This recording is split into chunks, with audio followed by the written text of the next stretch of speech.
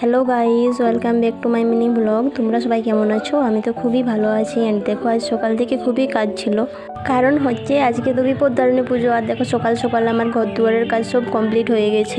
আর দেখো, বাবা এখানে মার্কেটে যাচ্ছে, আর সাথে সাথে ইলেকট্রিক বিলটাও বলছে দিয়ে আসবো।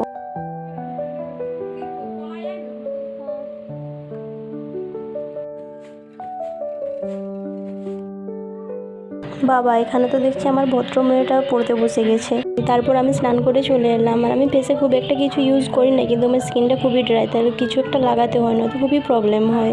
এখানে আমি ঠাকুরকে ধূপ দেখিয়ে নিচ্ছি, তারপর গিয়ে রান্নাটা বসাবো। আর আমি আর মা বিপত্তারিণী মায়ের উপোস করে থাকবো, কারণ আমাদের তো পুজো দেওয়া যাবে না, বাড়িতে দিদির ছেলের পক্স হয়েছে। আর উপোসটা তো আমাদের বাবার নয়, তাই বাবার জন্য দুটি ভাত রান্না করব। আর এখানে দেখো, আমি আটা মেখে নিচ্ছিলাম। আমি আর মা একটু চা খেলাম, আর বাবার ডিম এখানে খেতে বসে গেছিল। এরপর আমি আর মা মিলে লুচিগুলো ভেজে নিলাম। কিছুক্ষণ পর যাকে পুজো করাতে দিয়েছিলাম, যে প্রসাদ বাড়িতে এসে দিয়ে গেল, আমি প্রসাদটা খেয়ে নিলাম। ব্লগটা এখানেই শেষ করলাম। দেখা হচ্ছে নেক্সট ব্লগে। তো please like, comment and subscribe করে দিও। টাটা।